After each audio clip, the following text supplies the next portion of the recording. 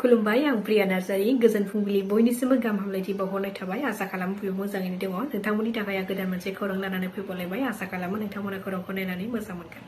फरायसालिनिफ्राय थोंजोङै दैमायाव दुगैनो थांनानै सानै फरायसाया गोमानानै दङ। मिथिनो हानाय बादिब्ला शिबसागरनि सेरेकापारा हातिमुरिया गामिनि साद' फरायसाफ्रा थांनाय मंगलबारनि बेलासि 4 बाजिसो समाव गंसे फरायसालिनिनो साद' फरायसाफ्रा जयै दैमायाव दुगैनो थाखाय थांदोंमोन। नाथाय बे साद' फरायसाफोरनि मादाव पुरब काश्यप दत्त आरो रंमेन मिथि मुंनि सानै सुबुङा गोमानानै दङ। नखरनि सुबुंफ्रा बे जाथायखौ पुलिसनो खौरां हरनायनि उनाव पुलिसजों लोगोसे एनडीआरएफ आरो एसडीआरएफनि हानजाया दैयाव गोमानाय सानै फरायसाफोरखौ नागिरहैनायजों लोगोसे गोमानाय फरायसाफोरनि स्कुल ड्रेस आरो साइकेलफोरखौ दै जिंनिफ्राय बोखांनो हायो। नाथाय दासिमबो बे सानै फरायसाखौ नागिरनानै मोननाय जायाखै। अब्लाबो बे सानै गोमानाय फरायसाफोरखौ एसडीआरएफ आरो एनडीआरएफनि हानजाया नागिरगासिनो दङ होननानै खौरां मोननाय जादों। गुवाहाटी पानिखायथियाव मोनानि समाव बिमाजों लोगोसे सानै गथ'साफोरखौ सिनायनो हायै दुथां सुबुंफोरा खारबाय थानाय गंसे रेलगारिनिफ्राय नाख्लायहरदों। बे जाथाया हाथिसिलानि साखाथियाव जादोंमोन।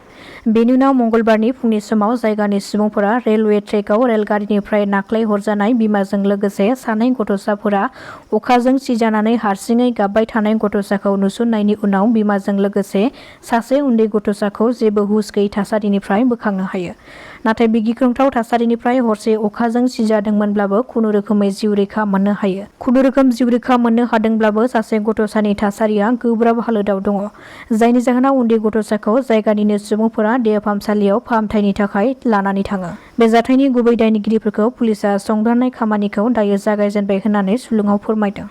गसाइगावआव सानै दुथां मानसि बुथारग्राया केरेलानिफ्राय कन्याकुमारी ट्रेनजों डिमापुर फारसे नागालेण्ड पुलिसआ लाबोबाय थानाय समावनो गसाइगाव रेल स्टेशनाव ट्रेननिफ्राय बाज्रुमनानै खारखोमादों। बे खारखोमानाय सानै दुथां सुबुंखौ रशिद आली आरो गुबुन सासेखौ सुकुर आली होननानै सिनायथिनो हादों। मिथिनो हानाय बादिब्ला बिसोर सानै दुथाङा सासे बाइनुद्दिन आली मुंनि सासे सुबुंखौ 8 दाननि सिगां बुथारनानै केरेलायाव खारखोमानानै थाहैदोंमोन। रायजोआव जापानिज एनकेफेलाइटिसजों गोसारनायनि उनाव बे खेबाव मेलेरियानि बेरामाबो गोसारनो हमदों। जापानिज एनकेफेलाइटिस डेंगुनि गेजेरावनो बे खेबाव धुबुरियाव 3 सुबुंफोरनि देहायाव मेलेरिया बेरामा साग्लोबदों। बेखायनो जों अरायबो सांग्रांथि जानो गोनां, नङाबा नोंथांनावबो बे बेरामा साग्लोबनो हागौ। गुवाहाटीनि नुनमाथि नारेंगीनि पानिखायथियाव सोरखारा गोबां नखरफोरखौ इभिक्सन खालामदों। सोरखारनि बिथोन होनाय बादियै सा-सानजा सिमाजों नांजाबनाय रेलवे पुलिसआ रेल लामाजों नांजाबनानै थानाय सोरखारनि हायाव न' लुनानै थानाय नखरफोरखौ बुलडोजार लागायनानै इभिक्सन खालामदों।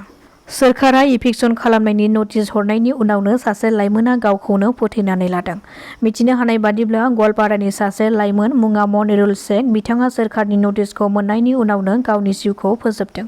सोरखारा दासान्दि आयेन बेरेखायै हा दखल खालामनानै लाग्राफोरनि हेंथायै सोरखारा इभिक्सन खालामनाय जागोन होननानै गिबि मन्थ्रि डक्टर हिमन्त बिश्व शर्माया फोसावनानै होदों। रिपर्टनि बादिब्ला फैगौ जुलाइ दाननि 10 खालाराव गवालपारा जिल्लानि कृष्णायाव इभिक्सन खालामनाय जागोन। बेखायनो जाहाथे 10 जुलाइनि सिगाङावनो आयेन बेरेखायै हा दखल खालामनानै थाग्रा सुबुंफ्रा बै जायगानिफ्राय थांनो थाखाय जिल्ला खुंथायनिफ्राय थागिरि सुबुंफोरनिसिम नटिस दैथायहरनाय जाबाय। जायनि जाहोनाव नटिसखौ मोननायनि उनावनो मनिरुल शेख मुंनि सुबुङा गावखौनो फोथैनानै लादों। आसाम नाङैनो बर' बिजोंनि मडेल गोजौ फरायसालि गायसनगोन थावनिफोरखौ दुलाराय बर' फरायसा आफाद, बर' थुनलाइ आफादनि थान्दै हान्जाजों लोगोसे बिटिआरनि सोलोंथाइ डाइरेक्टरेट जगदीश प्रसाद ब्रह्म जथायै नायगिदिंनाया मैया 3थि सानाव आगान होबाय। बर' बिजोङाव फरायनाय फरायसाफोरनो आरोबाव गुन गोनां सोलोंथाइ होनाय थांखिजों मडेल गोजौ फरायसालिनि गोनांथिखौ बिथा खालामनानै दुलाराय बर' फरायसा आफाद आरो बर' थुनलाइ आफादा जथायै थांनाय माखासे बोसोरनि सिगांनिफ्रायनो आसाम सोरखारनाव दाबि खालामबोदोंमोन। बेबादिनो आसाम सोरखारा दाबिफोरखौ गनायनानै थावनिफोरखौ नायबिजिरनो थाखाय बिथोन होयो। बिथोन होनाय लेखायैनो गायसनगोन थावनिफोरखौ मैयानि सानावबो नायगिदिंनायजों लोगोसे बे हाबाफारियाव दुलाराय बर' फरायसा आफादनिफ्राय सोलोंथाइ नेहाथारि सोमावसार बसुमतारी, लोगो सोलोंथाइ नेहाथारि बिस्वजित नार्जारी आरो बर' थुनलाइ आफादनिफ्राय गाहाय नेहाथारि नीलकान्त गयारी आरो नेहाथारि सहेन्द्रनाथ बसुमतारी बिथांमोना बाहागो लादोंमोन। बेबादिनो मैयानि सानाव उदालगुरि जिल्लायाव ततलापारा गेजेर फरायसालि, कुपटिमारि फायज्रागुरि गेजेर फरायसालि, दिंपि बसुमतारी गोसोखां गेजेर फरायसालि आरो एन.के. दारंगा बड' गेजेर फरायसालि आरो उपेन्द्र ब्रह्म गेजेर फरायसालिखौ आबुङै नायबिजिरनाय जायो। गुवाहाटी नोगोरमानि खारखुलि ओनसोलाव बन्द थानाय खथा सिङाव थैनानै थानाय सासे आइजोनि गोथै देहाखौ बोखांनो हादों। जिउ खहा जानाय आइजोखौ 72 बोसोर बैसोनि बन्दना दास होननानै सिनायथिनो हानाय जादों। मिथिनो हानाय बादिब्ला बन्दनानि गोथै सहखौ फुंनि 7:30 रिंगासो समाव गंसे थाग्रा खथानि सिङाव मोननाय जादोंमोन। नखरनि सोद्रोमाफ्रा बे जाथायनि सायाव पुलिसनो खौरां हरनायनि उनाव पुलिसा जाथाय जानाय जायगायाव सहैनानै नायबिजिरनायजों लोगोसेनो गोथैखौ बोखाङो।